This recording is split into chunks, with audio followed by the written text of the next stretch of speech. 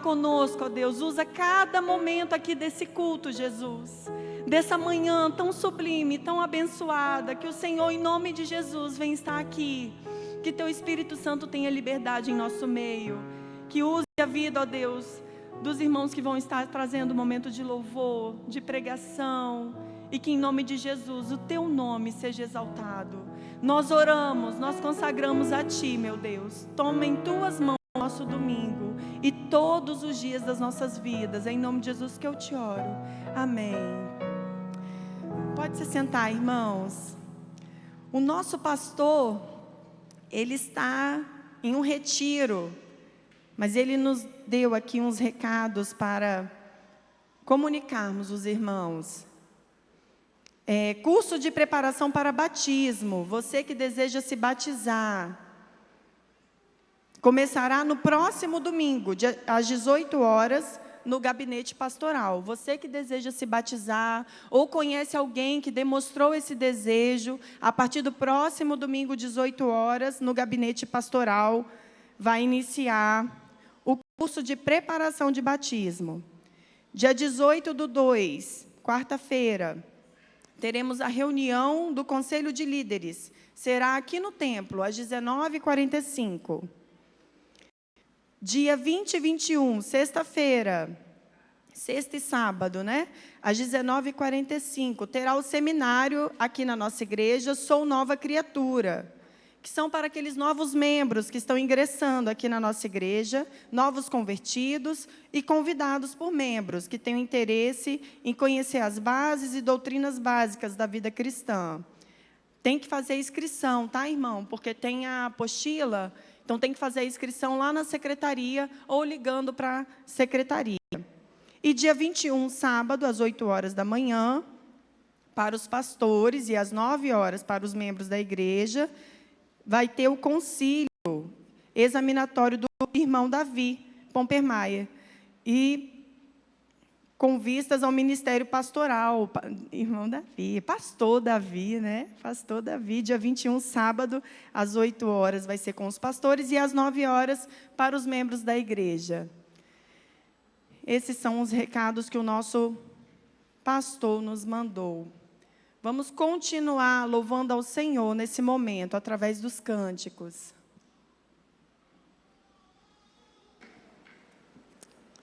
Vamos nos colocar de pé mais uma vez? Vamos erguer a nossa voz, cantar ao Senhor. Que a alegria do nosso Deus preencha aqui os corações, as nossas casas, nossos lares, e que nós possamos adorar o nosso Deus.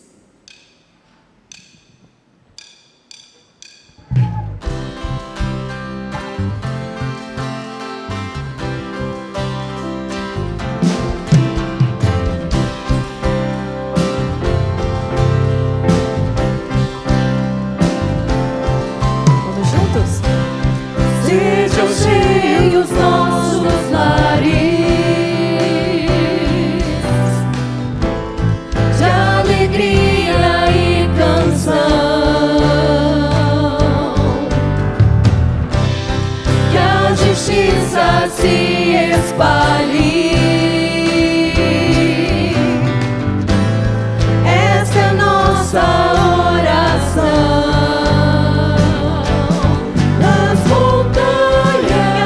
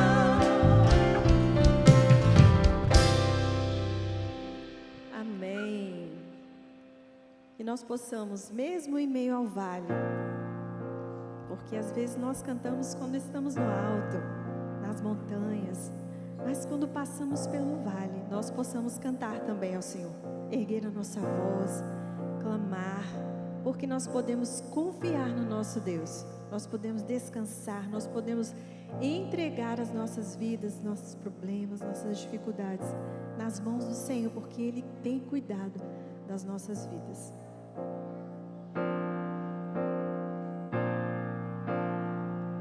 Eu confio em Ti, eu descanso em Ti, Suas promessas se cumprirão.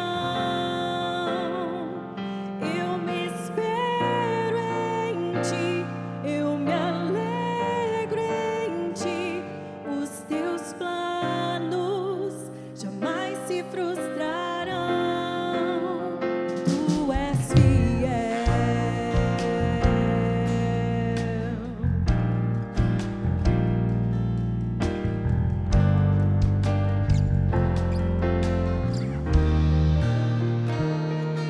Confiar, entregar-me a Ti,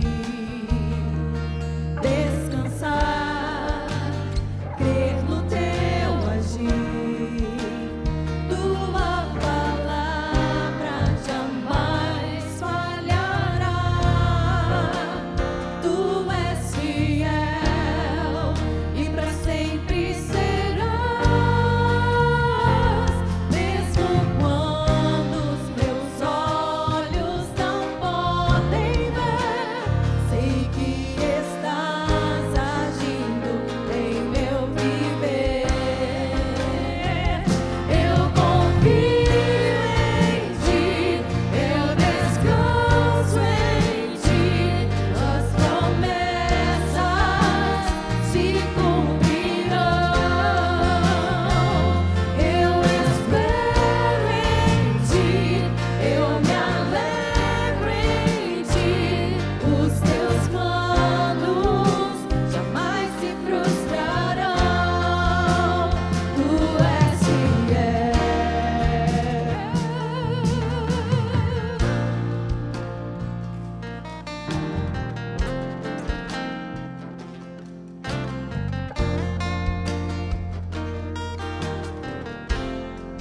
Você possa descansar, confiar no Senhor, entregar a sua vida, a sua família, o teu lar, no altar do Senhor. Vamos cantar mais uma vez? Confiar, entregar-me a Ti, descansar, crer no Teu agir. Tua palavra jamais falhará. Tu és fiel e para sempre serás, mesmo quando os meus olhos não podem ver. Sei que estás agindo em meu viver. Eu confio em Ti, eu descanso em Ti, Suas promessas se cumprirão. Eu espero em Ti, eu me alegro em Ti, os Teus planos jamais se frustrarão.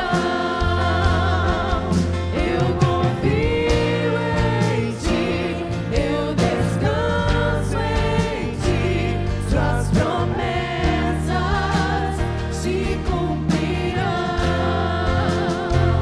Eu espero em Ti, eu me alegro em Ti, os Teus planos jamais se frustrarão. Tu és fiel.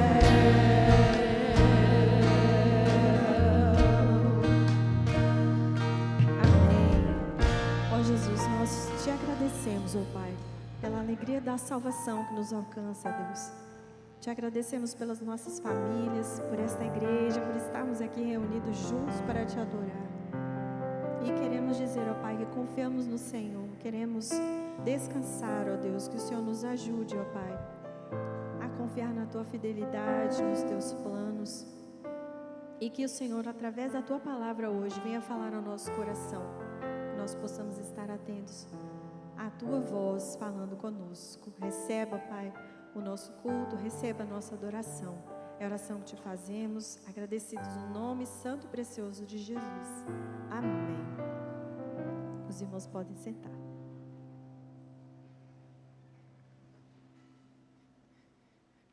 Permanecendo, queridos, nesse mesmo espírito de adoração ao nosso Deus, vamos agora para o momento de vidas e consagração, de oferta e do dízimos ao nosso Deus. Sabemos que isso é uma obrigação dos membros dessa igreja. Você que nos visita, não se sinta constrangido. Esse é um compromisso nosso. E nós estamos aí nessa campanha de reforma do nosso terraço e pedimos a contribuição dos irmãos. Começar pelas crianças, né? Hoje estamos com poucas crianças. Fique à vontade.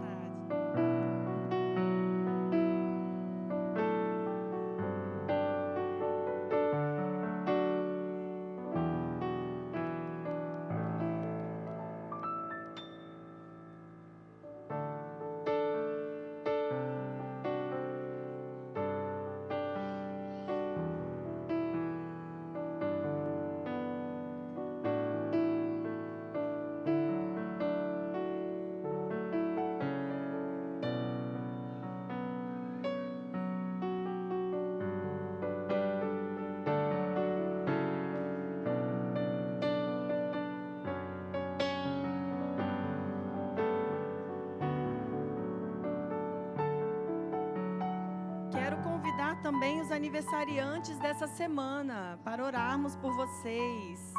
Semana de festa, domingo, hoje, 15/2, Jefferson Alves e o pastor Paulo Roberto. Segunda-feira, dia 16, irmã Lúcia Martiniano, Marcos Santos. Terça, dia 17, Sueli Vidal. Quarta, Max Douglas e Dalila do Carmo. Quinta, 19/2, Lara Butsky. Nossa, gente, que chique, diferente. E Maria Alice Ramos e Rafael Magnani. Sexta, dia 20/2, Marcos Henrique Lira. E sábado, dia 21/2, Yara Lopes e Neusimar Dias. Deus abençoe, irmãos. Minhas irmãs, né, que estão ali.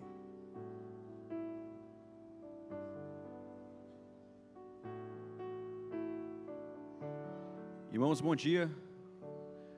Vamos orar agora agradecendo, né, pelos dízimos e ofertas.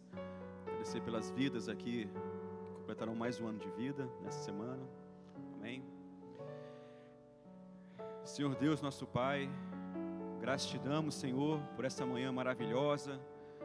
Manhã essa, ó Deus, que podemos estar aqui na Tua presença, no Teu santo templo, Senhor, com saúde, Jesus. Te agradeço por cada família aqui representada, Senhor. Te agradeço pelos dízimos e ofertas aqui, ó Deus, trazidos no Teu altar. Ó Deus, que eu possa abençoar esses irmãos, ó Deus, que são fiéis a Ti, Senhor. E abrir, ó Deus, as portas de emprego, ó Deus. Abrir as portas de renda, ó Pai, fonte de renda, ó Deus, para aqueles que precisam, ó Deus, estão precisando de um trabalho, Senhor. Te agradeço também, Senhor, por esses irmãos que estão aniversariando essa semana, meu Deus. Que em nome de Jesus, ó Deus, eu possa, ó Deus, multiplicar a vida deles aqui na terra, com saúde, ó Deus, conforme o Teu querer, meu Deus. Esteja conosco no instante do culto, ó Deus. A Tua mensagem possa falar aos nossos corações. Eu te oro, te agradeço em nome de Jesus. Amém, Senhor. Amém. Irmãos, nossa igreja esse ano completa 40 anos. E temos ali o tema que o nosso pastor está usando para esse marco tão especial, né, da nossa igreja. Marcando gerações com Cristo. E o versículo, lá no Salmo 78, 4b. Contaremos à próxima geração os louváveis feitos do Senhor, o seu poder e as maravilhas que Ele fez. Eu quero convidar nesse momento a irmã Nivânia Gonçalves, foi membro aqui da nossa igreja durante muitos anos. Tenho certeza que a maioria dos irmãos aqui conhece essa família tão preciosa, que tanto nos abençoou e que hoje estava aqui presente prontamente quando demos o convite para trazer a mensagem no culto da família. Ela aceitou e como a sua vida tem nos ensinado a mostrar que possamos contar às próximas gerações as maravilhas que o Senhor tem feito. E a sua vida é um testemunho vivo disso. Deus abençoe esse momento de mensagem. Eu quero pedir o marido dela, meu irmão Alexandre, que venha orar pela vida da sua esposa, esse casal tão precioso, que realizou durante tantos anos aqui na nossa igreja o curso de noivos, o curso de casados para sempre, foi nossos conselheiros, e nós louvamos a Deus pela vida de vocês. Bom dia, irmãos. Antes de orarmos, permita-me só umas pequenas palavras em agradecer em estarmos aqui. Essa igreja sempre vai estar em nossos corações. Eu me converti aqui, eu casei aqui, meu filho foi apresentado ao Senhor aqui. Então, essa igreja, ela nunca sairá da minha memória, jamais. E é muito satisfatório estar aqui com os irmãos. Vamos orar neste momento? Querido Deus, nós te louvamos, Senhor Deus, porque estamos na tua casa nesta manhã. Poderíamos ter escolhido estarmos em qualquer outro lugar, mas aqui estamos para te servir, para ouvir a tua palavra e para exaltar o teu excelso e maravilhoso nome, Senhor Deus. Neste momento, Senhor Deus, nós queremos colocar em tuas mãos a vida da tua serva, a Nivânia, que o teu Santo Espírito possa ter total liberdade sobre a vida dela e que ela venha falar profundamente em nossos corações, Deus. Te pedimos que o Senhor retire dela toda ansiedade e que ela possa sentir, neste momento, o Senhor estendendo as suas mãos sobre a vida dela. Usa a tua serva e nós, Senhor Deus, possamos não ser somente ouvintes, mas que nós possamos praticar a tudo aquilo que o Senhor deseja em nossas vidas. Nós te agradecemos, Senhor Deus, por este momento, em nome de Jesus. Amém.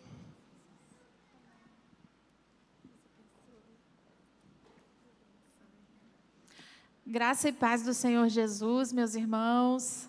Amém. É uma honra muito grande estar aqui nessa manhã compartilhando da palavra do nosso Deus. Mas é uma alegria tão grande e é uma mistura de tantas emoções, de tantas lembranças.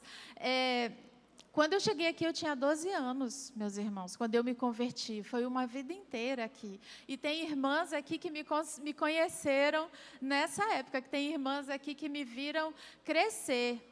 Não só fisicamente, mas me viram crescer também espiritualmente.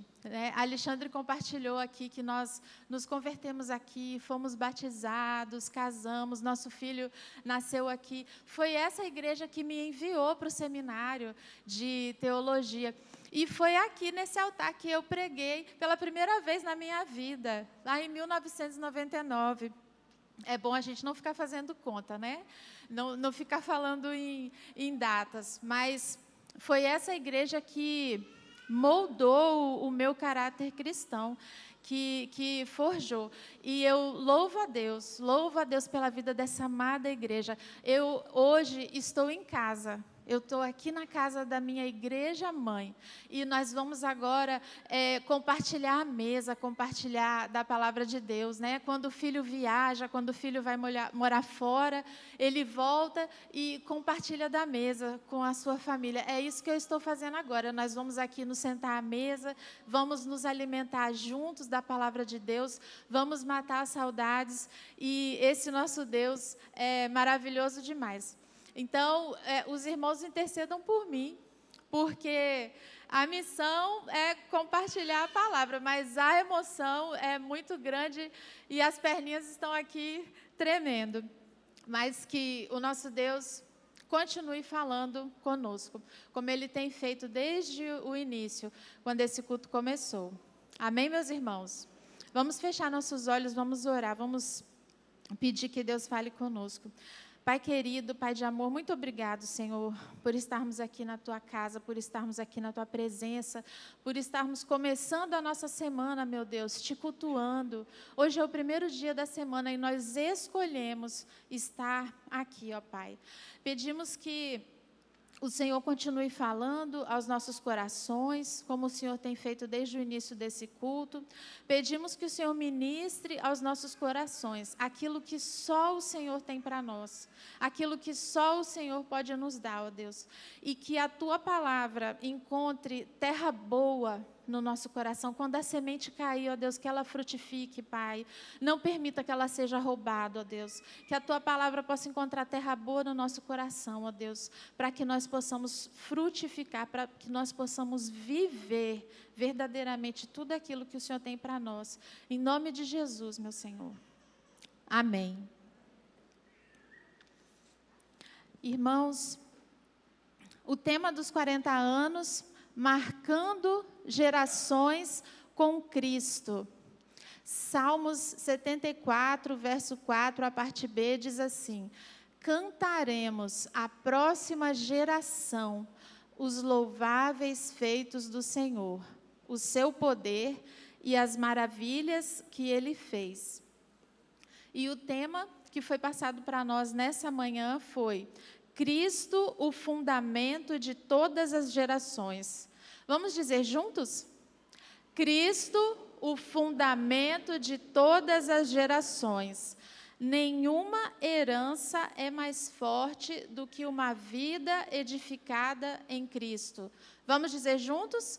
Nenhuma herança é mais forte do que uma vida edificada em Cristo.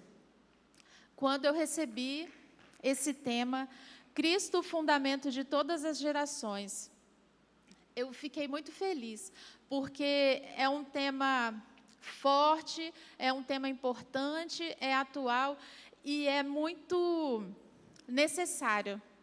Então, eu glorifiquei muito a Deus. A Bíblia diz em Salmos 45, verso 4, que uma geração contará a outra geração a grandiosidade dos feitos do nosso Deus. Eles anunciarão os seus atos poderosos. Uma geração contando a outra geração. Nossos filhos contarão aos filhos dos seus filhos a grandiosidade do nosso Deus. Nossos filhos contarão aos filhos dos seus filhos sobre o evangelho do nosso Senhor Jesus. E isso vai acontecer, isso vai se repetir, essa semente será plantada até a volta de Jesus. Mas para que isso aconteça, nós precisamos ser bem-sucedidos aqui na nossa missão. Nós, como família, nós, como igrejas, precisamos plantar, e essa semente precisa germinar, crescer, frutificar, e aí daquele fruto novamente sairá uma semente que será plantada.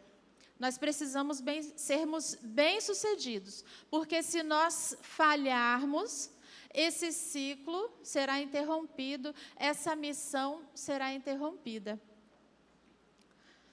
E eu tenho certeza que se eu perguntar aqui, quem quer ter uma família bem-sucedida, eu tenho certeza que todo mundo vai levantar a mão.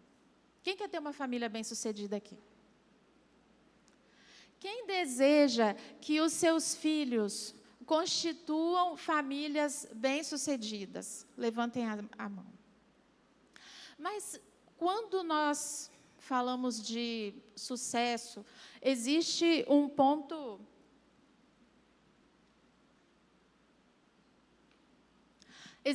importante que nós precisamos esclarecer, porque a palavra sucesso, ela possui várias interpretações. Então, quando nós falamos que desejamos ter famílias bem-sucedidas, a pergunta é: o que é sucesso para você?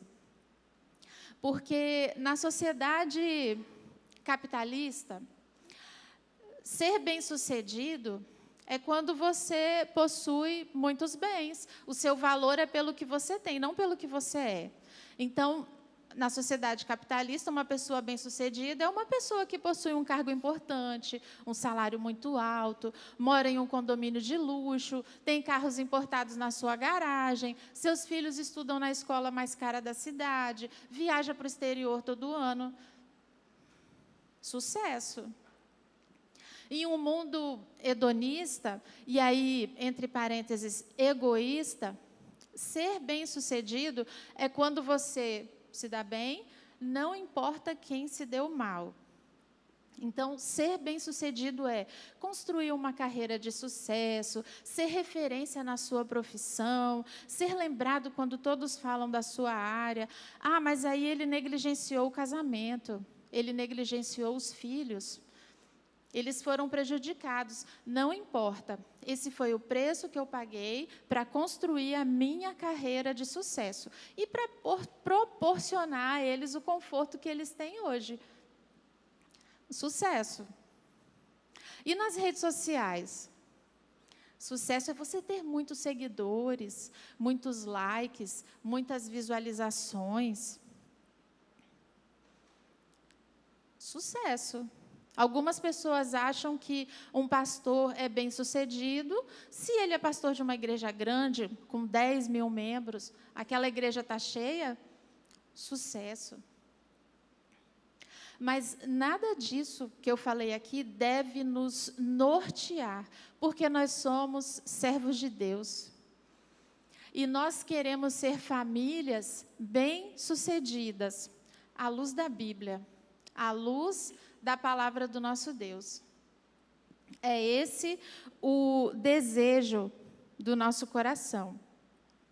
A felicidade que as pessoas tanto buscam está no centro da vontade de Deus. E na cultura do céu, uma família bem-sucedida é uma família que vive em harmonia, é uma família onde o lar é equilibrado, onde há amor e onde todos se respeitam.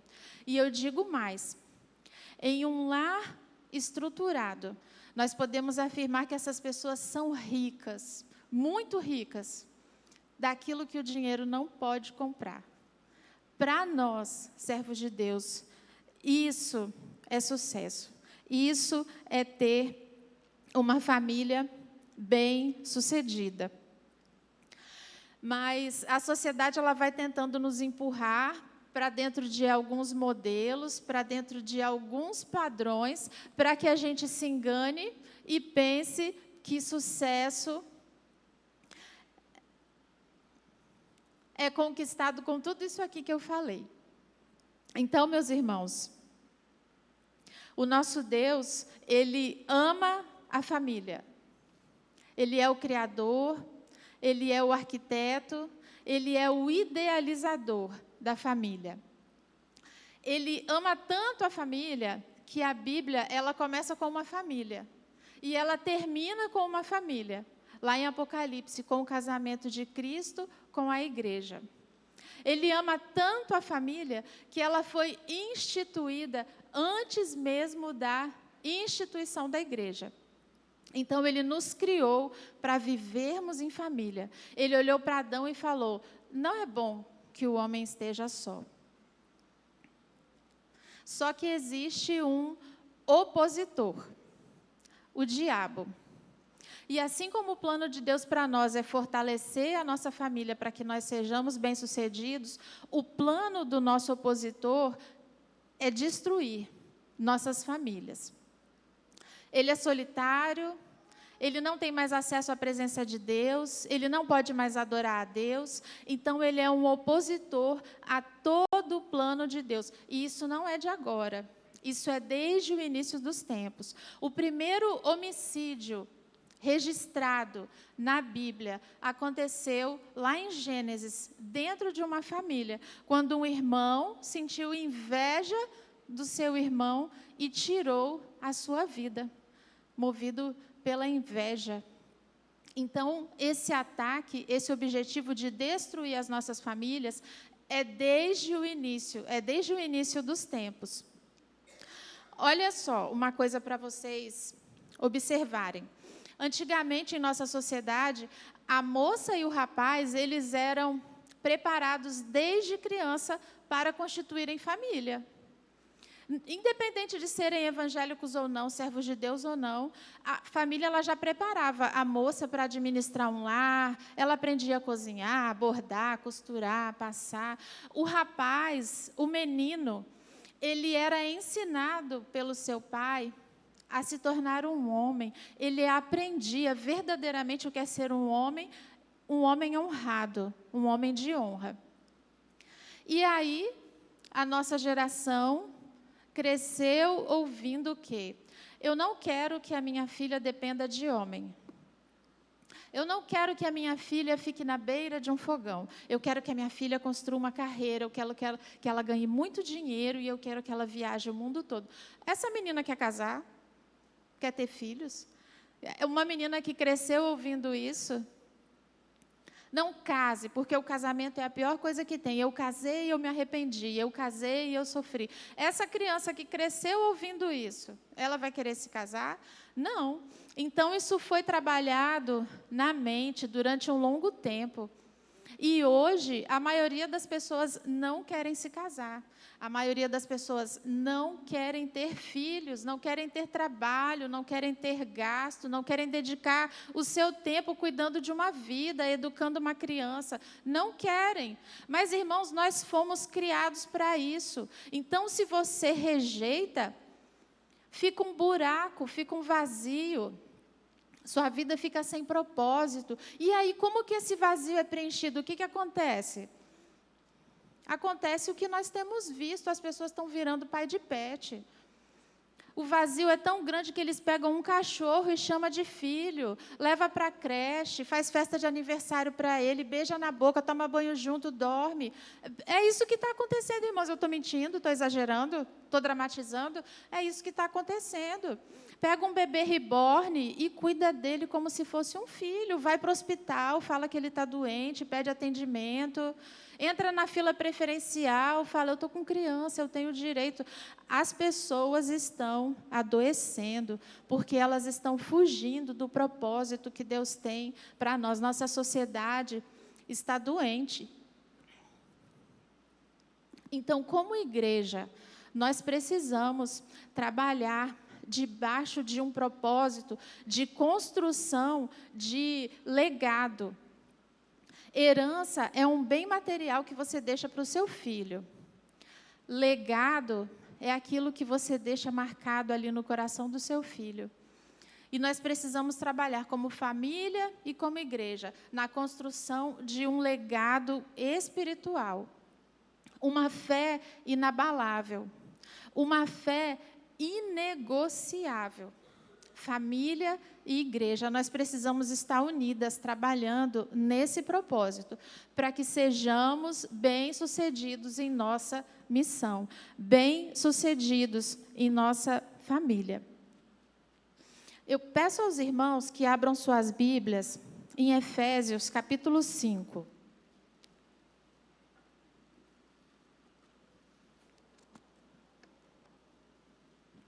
Efésios, capítulo 5, a partir do verso 22. Um texto muito conhecido de todos nós.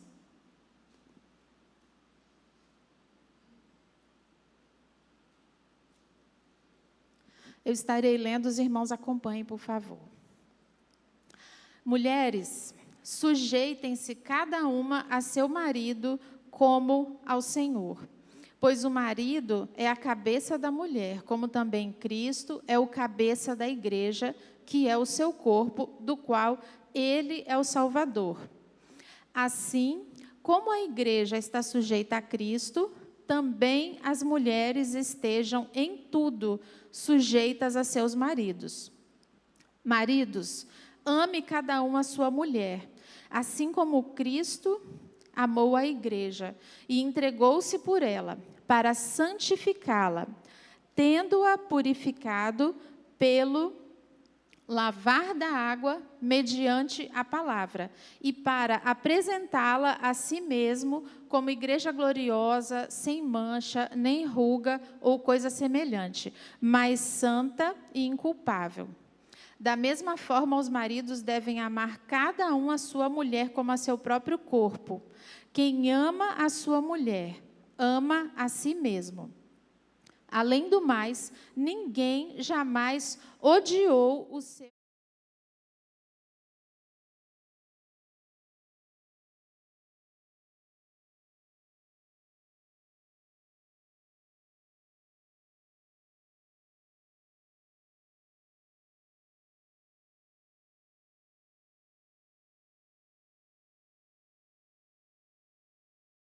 É um mistério profundo.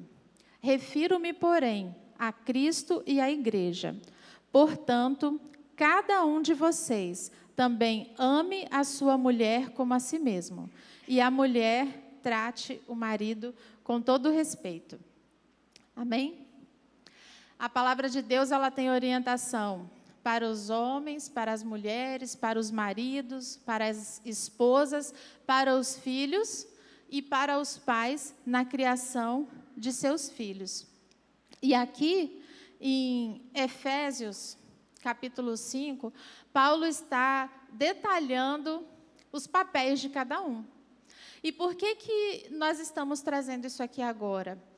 Porque para sermos bem-sucedidos em nossa missão, os papéis precisam estar bem definidos, precisam estar bem alinhados. Então, o que Paulo diz aqui? Ele diz que quando nós nos casamos, nós nos tornamos um. Homem e mulher se tornam um. O marido é a cabeça, a esposa é o corpo. O feminismo, ele prega que a Bíblia desvaloriza a mulher, porque ela diz que o marido é a cabeça, a mulher é o corpo, e nós temos que ser submissa, nós temos que nos sujeitar e temos que nos submeter à autoridade do nosso marido. Mas eu não pretendo gastar muito tempo nesse assunto, porque eu tenho certeza que ele está bem claro para todos aqui. Eu quero só passar para outro ponto, mas antes de passar, eu quero fazer uma pergunta. Quem é mais importante, a cabeça ou o corpo? Para responder essa pergunta, nós podemos pensar assim: eu posso cortar a cabeça e viver só com o corpo? Posso dispensar o corpo e ficar só com a cabeça? Ambos trabalham juntos e precisam um do outro. Um sem o outro não funciona. Então, não existe mais importante, nem menos importante. Então, se não existe mais importante, onde está, então, a diferença? Nos papéis. Nos papéis que cada um vai desempenhar dentro do seu casamento. Para que seu casamento seja bem-sucedido, homem e mulher precisam desempenhar muito bem os seus papéis. Homens, Deus te colocou como líder na sua casa. Você é o cabeça, você é o sacerdote, você é o responsável por guiar essa família. Se seu casamento fracassar, você terá que prestar contas. Se a sua família ruir, você terá que prestar contas. Você é o responsável. E talvez você está olhando para mim e pensando, mas você não conhece a minha esposa. Não importa. Você é o responsável e você que terá que prestar contas a Deus. No Éden, quando Adão e Eva caíram em desobediência, a Bíblia diz que Deus chegou até o jardim, eles ouviram os passos e se esconderam. E quem Deus chamou quando ele chegou no jardim? Quem ele chamou para prestar contas, para tirar satisfação? O homem. Quem jogou conversa fora com a serpente? A mulher. Quem comeu o fruto proibido? A mulher. Quem deu o fruto para o marido e falou, come? A mulher. Quem Deus chamou para prestar contas? A pessoa que ele estabeleceu como líder naquela família. Foi ele que foi chamado. Então, meu irmão, assuma o seu lugar de líder na sua casa. Seja homem dentro do seu lar, porque um dia você terá que prestar contas a Deus. E qual o papel do líder? Guiar, dirigir, conduzir a sua família na direção certa, em obediência a Deus. O que nós temos aqui na cabeça? Nós temos ouvidos, temos olhos, temos nariz, temos boca. Dos 5 sentidos, 4 estão aqui na cabeça. Então, marido, use os seus ouvidos para ouvir a voz de Deus. Busque a Deus na leitura da Bíblia, na oração, de joelhos ali no secreto do seu quarto. E use os seus ouvidos para ouvir a voz de Deus. Use a sua boca para alimentar a sua família com a palavra de Deus. Essa é a sua responsabilidade como sacerdote do seu lar. Use os seus sentidos para estar atento a tudo o que acontece na sua casa. Tem homens que trabalham o dia todo, chegam em casa à noite, entram na caixa do nada e acabou. É como se ele tivesse apenas existindo ali no sofá de casa, até o momento que dali ele vai para a cama. Não sabe nada do que está acontecendo. Ah, isso aí é com a minha mulher. Homem, use os seus sentidos para estar atento a tudo o que acontece na sua casa. Seu filho adolescente no quarto trancado não pode. Suas crianças, 24 horas diante de uma tela sem supervisão, não pode. O que o seu filho está vendo ali no computador? O que está chegando na sua casa através da internet? O que ele vê na televisão quando está todo mundo dormindo? Homem, esteja atento a tudo que acontece na sua casa. Porque um dia você será cobrado, um dia você terá que prestar contas. Se sua família ruir, cair, fracassar, a responsabilidade é sua. Ah, mas a minha esposa, foi ela que deu ouvido à serpente. Não interessa. Você será cobrado. Mulheres, qual o nosso papel? Já vimos aqui que temos que nos sujeitar à autoridade do nosso marido, temos que ser submissas, e eu também não vou perder muito tempo falando desse assunto que já foi muito polêmico, porque isso para nós é muito claro. Submissão nós entendemos que não é inferioridade, nem é ser menos importante. Já entendemos muito bem sobre tudo isso. O nosso papel, mulheres, em nosso lar, é edificar. Provérbios 14 diz que a mulher sábia faz o quê? Edifica e a tola. Destrói. A mulher constrói. A mulher destrói. Esse é o nosso superpoder. Foi Deus que nos capacitou. Você pode construir, você pode destruir. Está nas suas mãos. E o que é edificar? A mulher sábia, ela edifica, mas o que é edificar? No dicionário, é instituir, criar, fundar, alicerçar, conceber. E na palavra de Deus, edificar à luz da Bíblia é construir, fortalecer, levantar algo, não apenas fisicamente, mas também emocionalmente, moralmente, promovendo crescimento. Esse é o nosso papel, edificar o nosso lar. E em nossas mãos também está o poder de destruir um lar e acabar com tudo. Irmãos, qual a diferença entre homem e mulher? Talvez você esteja pensando no órgão sexual. Mas então, se o homem fizer uma cirurgia e retirar o órgão, então ele se torna uma mulher. Não. Biologicamente, um homem nunca será uma mulher. E tem uma coisa que ele não tem e nunca vai ter: um útero. Ele não tem capacidade de gerar. E ele nunca vai ter capacidade de gerar. Todos nós que estamos aqui, um dia fomos gerados por uma mulher e nascidos de uma mulher. Então, a mulher, ela tem o poder, ela tem a capacidade de multiplicar. O homem semeia, a mulher multiplica. Então, homem, semeie boas sementes, a sua mulher ela vai multiplicar. Semeie sementes podres, a sua mulher vai multiplicar. Então, Nivânia, eu queria te falar uma coisa. Lá na minha casa, eu sou um marido omisso, calado, pacato, eu sou apenas o provedor. A minha mulher, ela tem liderança na veia. Lá no trabalho dela, ela é até gerente. Então, lá na nossa casa, ela é a líder. E nós vivemos bem com isso. Isso não é um problema para nós, não tem conflito. Minha mulher manda, todo mundo obedece, o clima lá está muito bom. Nós estamos vivendo em harmonia, assim, nós estamos seguindo. Não estamos incomodando ninguém, está dando certo.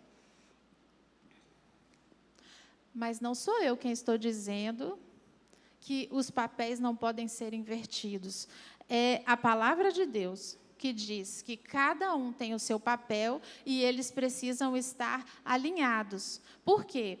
Um casamento alinhado, estruturado, gera filhos saudáveis.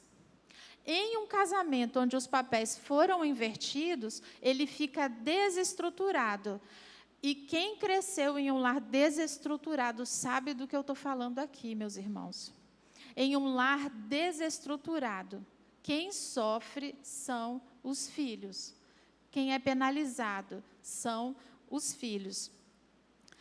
Mas, Nivânia, eu já te falei, a gente vive bem assim, nós já trocamos e está dando tudo certo. Por que não pode, então? Por que nós não podemos inverter os papéis se aparentemente está dando certo aí em algumas famílias? Vamos lá. Eu vou explicar.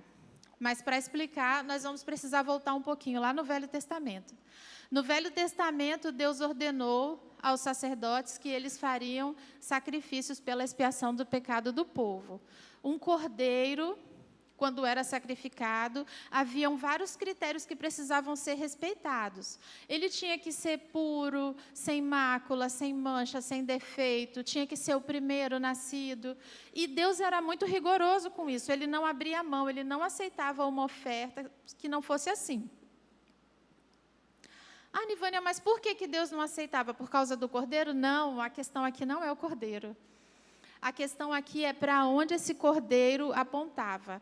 A questão aqui era quem esse cordeiro simbolizava. O cordeiro sacrificado apontava para Cristo. O cordeiro puro, sem pecado, sem mácula, que foi oferecido em sacrifício para trazer salvação a todos nós e nos remir dos nossos pecados. Meu irmão, o seu casamento aponta para Cristo. Aqui no final do nosso texto de Efésios, no verso 32, Paulo fala assim: este é um mistério profundo. Refiro-me, porém, a Cristo e à igreja. Paulo fala o papel dos maridos, esse. Paulo fala o papel das esposas, esse. E no final ele fala: vocês estão pensando que eu estou falando sobre casamento? Não, não é sobre vocês, não. Eu estou falando sobre Cristo e a igreja. Esse é o mistério, eu estou falando sobre Cristo e a igreja. O seu casamento aponta para o casamento de Cristo e a igreja, que vai acontecer na volta de Jesus. Então, não é sobre vocês. O mundo faz a gente pensar que nós somos o centro de tudo, que nós somos o mais importante, que é a nossa felicidade que importa e que a gente deve viver trabalhando em prol da nossa felicidade, mas não é. Existe um plano muito maior, um propósito muito maior do que eu e do que você, e nós fazemos parte desse plano, desse propósito, mas não é sobre nós. Então, no seu casamento, você não pode inverter os papéis, você não pode trocar os papéis, porque não é sobre você, mas porque o seu casamento aponta para o casamento de Cristo e a igreja. Então, quando vocês estão posicionados dentro do seu lar, corretamente, cada um desempenhando o seu papel, as pessoas olham para o seu casamento e enxergam Cristo e a igreja.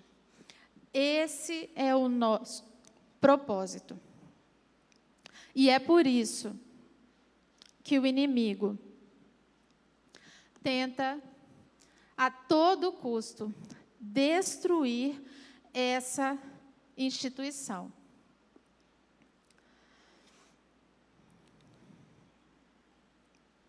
Calma aí, irmãos, que eu tô eu tô me achando aqui. Paulo voltou para Gênesis. Então, nós vamos voltar também. Porque quando ele fala no verso 31, que deixará o homem, pai e mãe, unirá sua mulher e serão os dois uma só carne, ele está citando Gênesis. Então, nós vamos voltar para Gênesis também. Mas nós vamos voltar lá para o capítulo 1, quando Deus fala assim: façamos o homem à nossa imagem e semelhança. Por que ele não disse, farei o homem à minha imagem e semelhança? Por que ele disse, façamos? Com quem ele estava falando ali naquele momento? Com a Trindade. Deus Pai, Filho e Espírito Santo estavam ali. E Deus falou com eles, façamos o homem à nossa imagem, à nossa semelhança. A harmonia entre a Trindade é tão grande que nós falamos que nós servimos a um só Deus, a somente um Deus. Mas Deus, coletivo, nos criou à sua imagem e semelhança. Então, o homem também é coletivo. Quando nos casamos e nos tornamos uma só carne, nós somos imagem e semelhança de Deus. Quando nos tornamos um com o nosso cônjuge, nós somos imagem e semelhança de Deus. É por isso que o inimigo tenta a todo custo destruir essa instituição, essa aliança. Porque a Bíblia diz que se dois concordarem na terra, será ligado no céu. Então, ele tem como propósito destruir as nossas famílias, porque ele sabe do poder que existe nessa instituição. E ele sabe que o nosso casamento aponta para o casamento de Cristo com a igreja, quando Jesus voltar. Paul Washer é pregador, escritor, pastor americano, muito famoso. E ele disse assim, em uma pregação, que se ele estivesse em um barco com sua esposa e seus filhos, e esse barco naufragasse e ele puder salvar só uma pessoa, ele salvaria sua esposa. E eu falei, não, está errado. Está errado. Eu e meu marido daríamos a nossa vida pelo nosso filho. E eu tenho certeza que os pais aqui também. Mas ele explicou e eu entendi. Ele disse que a maior lição que você pode dar ao seu filho é quando você ama a mãe dele acima dele. A maior lição que você pode dar à sua filha é quando você ama a mãe dela acima dela. Seu filho não deseja que você o ame acima de tudo, acima da sua esposa. Ele não deseja ser o centro de casa, ser o sol, onde tudo gira em torno dele, onde ele é o rei e a vontade dele é feita a todo tempo. O seu filho deseja segurança. Ele deseja estabilidade no amor de vocês. Ele precisa sentir segurança e estabilidade. E isso só vai acontecer se você amar a sua esposa acima dos seus filhos. Se você amar o seu esposo acima dos seus filhos. A ordem do amor: Deus, cônjuge, filhos. Essa é a lição que nós precisamos ensinar para os nossos filhos, quando estivermos ali desempenhando os nossos papéis. E aí tem um outro ponto importante também.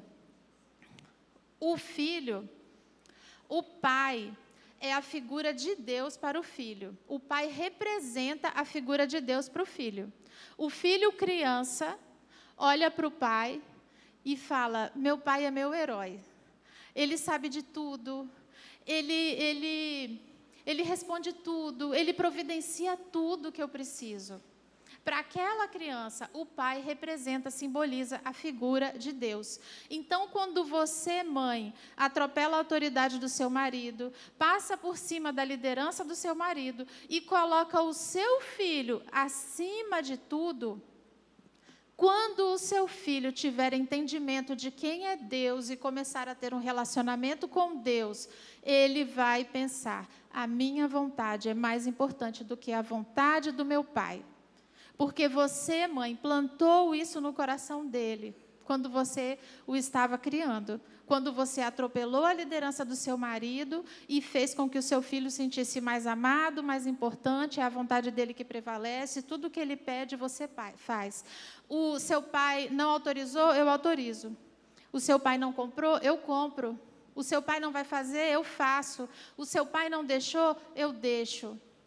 Quando ele se relacionar com Deus, ele também vai pensar: a minha vontade é mais importante do que a vontade do meu pai.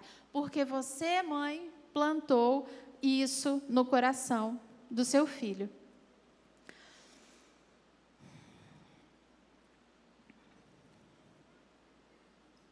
O amor que vocês têm um pelo outro é o padrão de amor que seu filho está conhecendo, que está aprendendo e que vai ser referência para ele.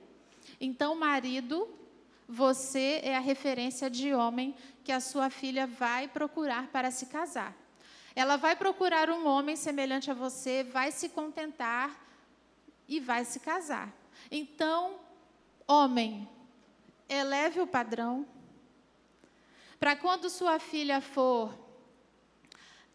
agredida, maltratada, ou alguém tentar defraudá-la, ela olha para ele e vai falar assim: o meu pai nunca tratou a minha mãe assim. Eu não admito isso, eu não aceito isso, eu não quero isso para mim. Mãe, se você é uma mãe que respeita a autoridade do seu marido, se submete e edifica o seu lar e trata o seu marido com respeito, porque Paulo termina o texto aqui falando em respeito. Ele fala muito para os maridos. Ele fala que o marido tem que amar a esposa como Cristo amou a igreja e deu a sua vida por ela. Se nós analisarmos aqui os versículos, a maior parte das orientações está para os maridos. Mas ele termina dizendo que a mulher tem que respeitar o seu marido. Se você honrar e se submeter, você é o padrão de homem, de mulher que o seu filho vai procurar. E quando ele encontrar uma esposa que não é o padrão que ele viu na casa dele, ele vai dizer: eu não aceito nada menos do que eu vi na minha casa, do que eu conheci na minha casa, do que eu aprendi na minha casa. E finalizando, meus irmãos, nós já estamos chegando ao final. Precisamos ensinar os nossos filhos a amarem a Deus. Precisamos ensinar os nossos filhos a amarem a Deus. Mas como ensinar se nossos filhos não nos ouvem? Nossos filhos não nos ouvem. Nossos filhos não nos ouvem porque o nosso comportamento grita. Então, eles não conseguem ouvir o que nós falamos. Se você quer ensinar os seus filhos a amarem a Deus, você precisa viver isso no seu dia a dia, para que ele aprenda a amar a Deus. Não adianta você falar: meu filho, você tem que amar a Deus, se ele olha para você e enxerga que você ama mais o seu time de futebol. Meu filho, você tem que amar a Deus, se ele olha para você e enxerga que você ama o seu carro mais do que tudo ali na sua casa. Meu filho, você tem que amar a Deus, se ele olha para você e vê que o seu trabalho é mais importante que a sua família, é mais importante que a sua esposa, se ele vê que você se dedica tanto ao trabalho e negligencia tanto a sua família. Deus chegou para Abraão e disse assim: Abraão, você terá um filho e será pai de uma grande nação. Mas Abraão era velho, sua esposa era estéril.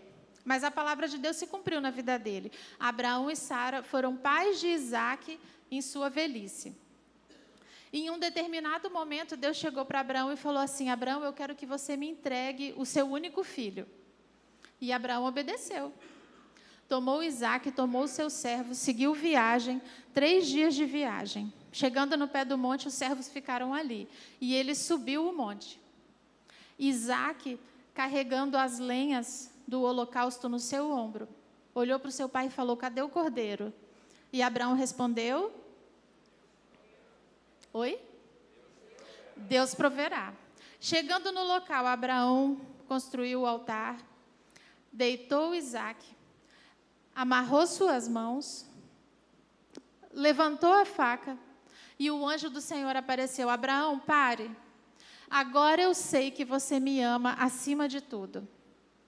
Só que ali, naquele lugar, não era só Deus que viu que Abraão amava acima de tudo. Havia um menininho ali, deitado no altar, com as suas mãos amarradas, que percebeu ali naquele momento que o seu pai amava a Deus acima de tudo e o obedecia incondicionalmente. Meus irmãos, precisamos ensinar os nossos filhos a amarem a Deus.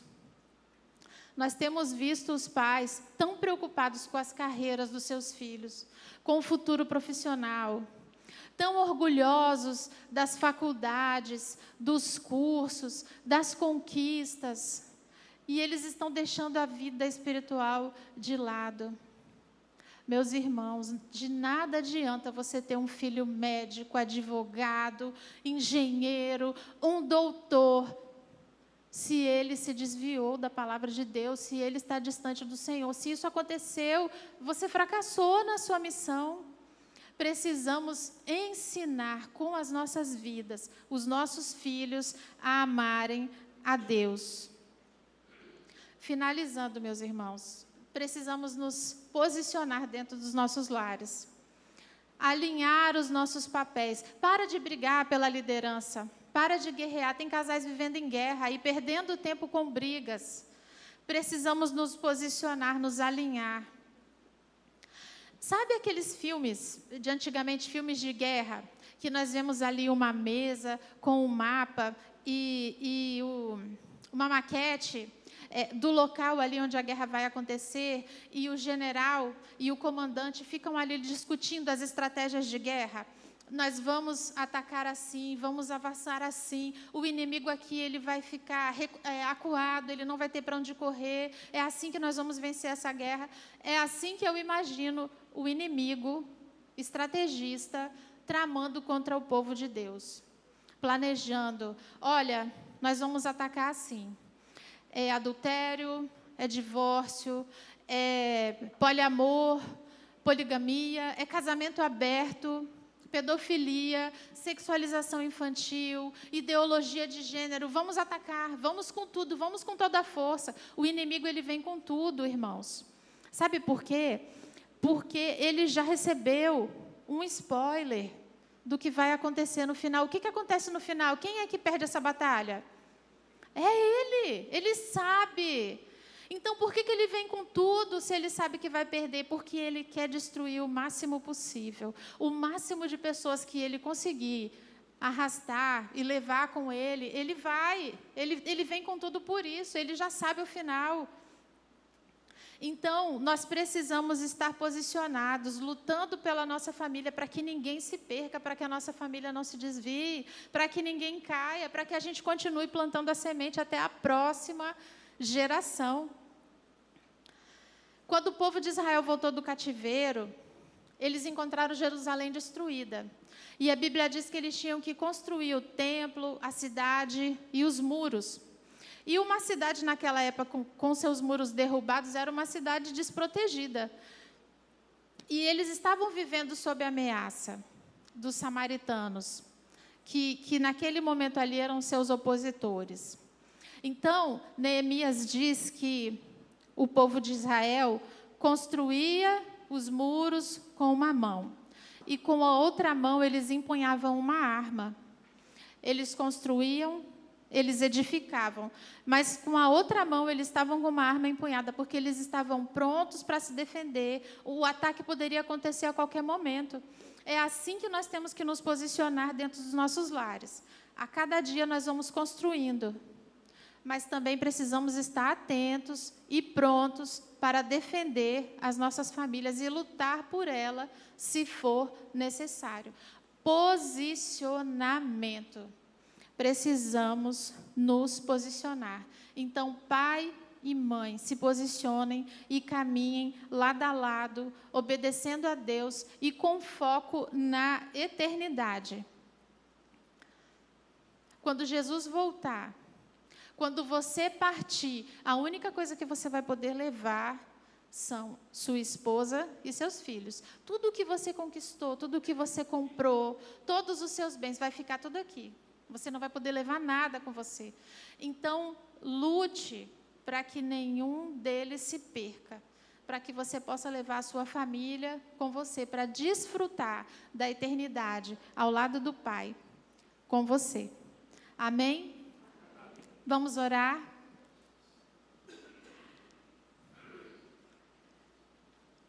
Vou pedir para você orar. Vou pedir à igreja que fique de pé, para que nós possamos consagrar nossas famílias, consagrar nossos filhos, para que nós possamos ter entendimento da importância dos nossos papéis.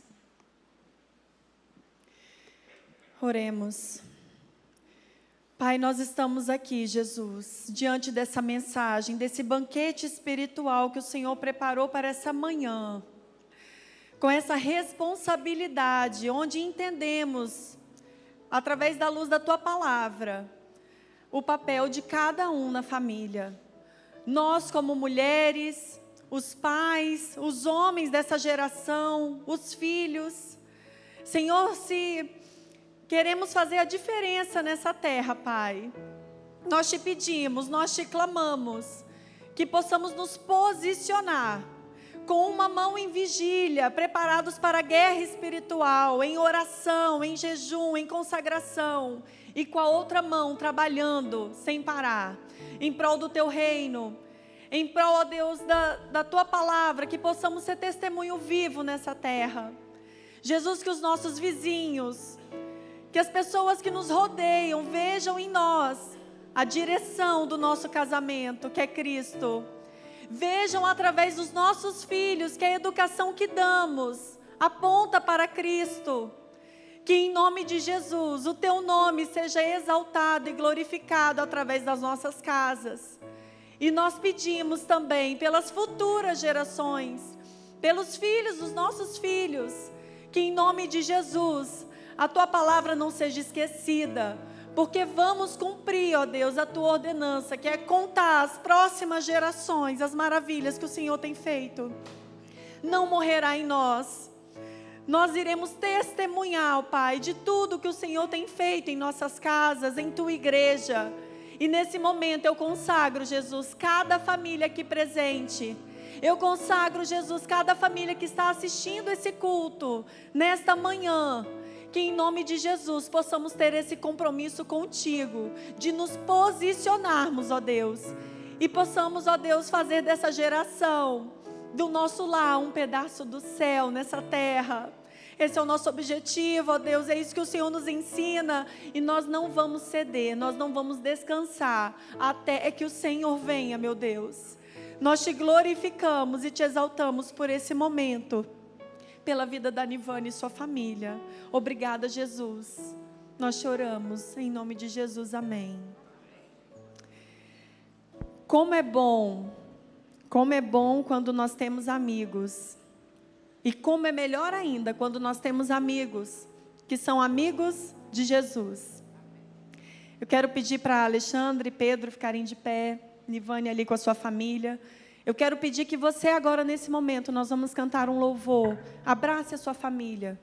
Se está aqui com eles, seus filhos, se não estiver, abrace alguém da tua igreja, porque nós somos irmãos, nós somos uma família em Cristo. Nós estaremos no céu juntos, louvando e glorificando o nome do nosso Deus por toda a eternidade. Nivane, Alexandre e Pedro, vocês são testemunho vivo nessa terra. Obrigada por esse momento, obrigada por essa mensagem, obrigada por esse coração tão obediente à voz do Senhor, que prontamente, quando recebe um convite, em meio às férias, fala: eu estarei lá, eu vou levar a mensagem. E não é só essa mensagem que você traz dentro de um templo fechado, mas a mensagem que vocês carregam por onde vocês passam. Eu posso testemunhar isso através da vida de vocês. E eu glorifico a Deus, porque é muito bom ter amigos que são amigos do Senhor. É muito bom ver o caminho que o filho de vocês está trilhando, firme no Senhor.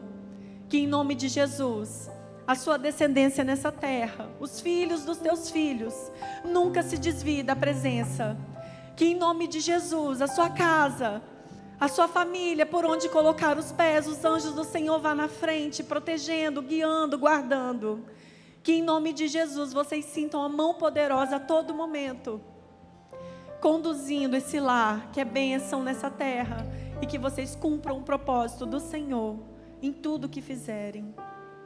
Querido, nós vamos louvar agora, falando que nossa casa é uma bênção, um lugar de cura, um lugar de bênção. Abrace sua família, ore, abençoe os seus filhos, mesmo que não estiverem aqui. Traga a sua memória nesse momento, a sua casa, quem está lá dentro da sua casa, aonde o seu familiar estiver, que em nome de Jesus você profetize: a minha casa será uma casa de bênção. E chegue em sua casa com essa atitude, a partir de hoje, entendendo o seu propósito, o seu papel nessa terra.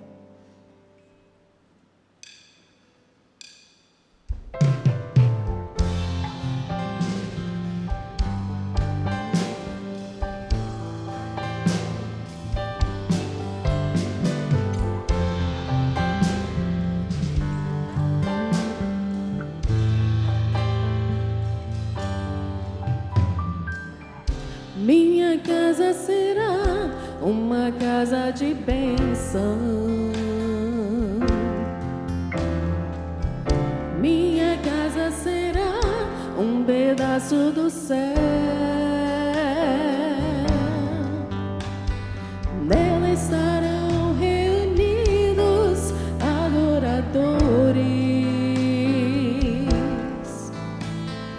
que só exaltam ao Deus verdadeiro e fiel.